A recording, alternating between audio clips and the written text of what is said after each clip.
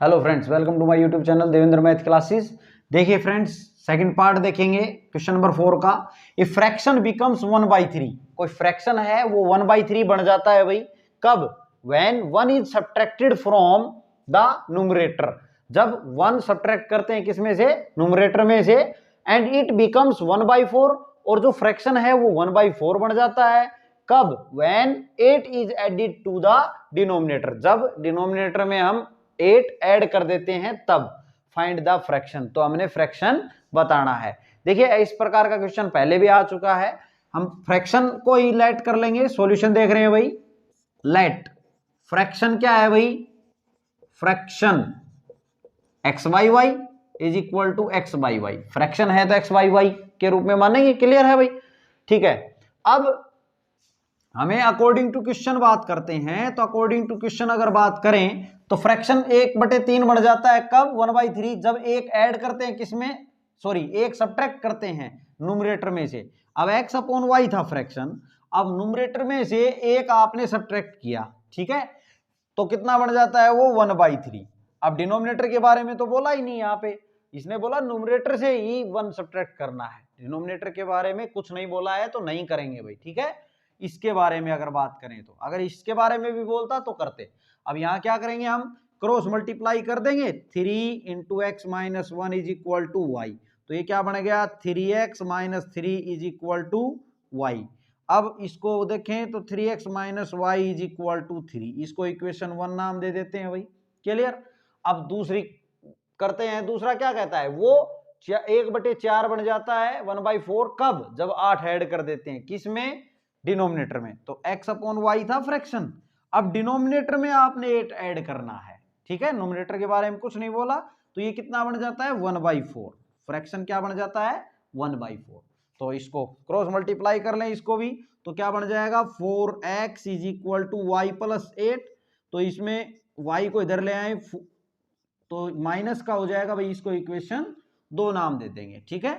अब यहां कर लेते हैं। देखिए अब फर्स्ट और सेकंड को अगर देखें तो यहां भी माइनस वाई है, यहां भी माइनस वाई है। सब्ट्रैक्ट करेंगे तो साइन चेंज होगा, तो ये प्लस का बन जाएगा, कट जाएंगे। तो हम क्या, कौन सा मेथड लगा लें? एलिमिनेशन मेथड ही लगा लेते हैं भाई। बाकी इसमें बोला गया है, ये बात क्लियर है कि आप कोई भी अलजेब्रिक मेथड लगा के आप सोल्व कर सकते हैं। चल भले ही आप चाहे इसमें सब्स्टिट्यूशन लगाएं, हम पीछे सीख के आए हैं, चाहे क्रॉस मल्टीप्लीकेशन लगाएं, ठीक है। यहां हम लगा रहे हैं एलिमिनेशन मेथड, तो बाई एलिमिनेशन मेथड से कर रहे हैं हम इसको सोल्व। अंडरलाइन लगा लें। देखिए जो मेथड यूज कर रहे हैं आप लिखें भाई यहां। अब यहां पे इक्वेशन 1 क्या है, क्या करने वाले हम? इक्वेशन 1 में से इक्वेशन 2 को सब्ट्रैक्ट करेंगे। आप चाहें तो 2 में से 1 को सब्ट्रैक्ट कर लें, इससे फर्क नहीं पड़ता भाई, आंसर सेम आएंगे।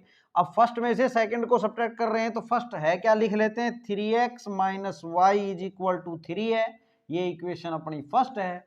और सेकंड क्या है? 4x minus y is equal to 8, ये क्या है? Equation second. अब सब्ट्रैक्ट करोगे तो नीचे के साइन क्या हो जाएंगे? चेंज। यहाँ माइनस है, यहाँ प्लस आ जाएगा, ये प्लस है तो माइनस हो जाएगा, कुछ नहीं लिखा है तो प्लस होता है। अब ये प्लस का और ये y माइनस का ये कैंसिल हो गए भाई, ये कैंसिल करने के लिए तो हमने सब्ट्रैक्ट किया था इनको। अब क्या हो जाएगा? माइनस के 4x में से, देखिए प्लस को नहीं देखना होता, इस साइन को देखिए, -4x में से 3x जाएगा तो माइनस का x बचेगा भाई, इज इक्वल टू माइनस के 8 में से 3 तो माइनस का 5 बचेगा, माइनस माइनस हो गया प्लस, x की वैल्यू कितनी आ गई? 5। अब ये जो 5 वैल्यू आ गई, आपको इसको चाहे तो फर्स्ट में रखें चाहे सेकंड में रखें, y की वैल्यू हम फाइंड आउट करेंगे। Put value of x is equal to 5 in equation first में रख देते हैं भाई। मान लो फर्स्ट ये है, चाहे आप सेकंड में रख लें, 3x, x यानी कि 5 है, minus y is equal to कितना? 3। अब देखो यहाँ कितना बन गया? 15। इस 3 को इधर ले आए तो माइनस में हो गया, और इस y को उधर ले जाएं तो प्लस में हो जाएगा भाई, यानी कि ये कितना आ गया? 12। y की वैल्यू कितनी आ गई यहाँ से? 12। तो फ्रैक्शन बताना था हमने, तो x आ गया और y आ गया, तो हम फ्रैक्शन बता देंगे। आप लिखेंगे therefore fraction is equal to क्या आ गया? 5, x की वैल्यू 5 और y की कितनी? 12, यही आ गया फ्रैक्शन 5/12। ये फ्रेंड्स आप नोट कर लेंगे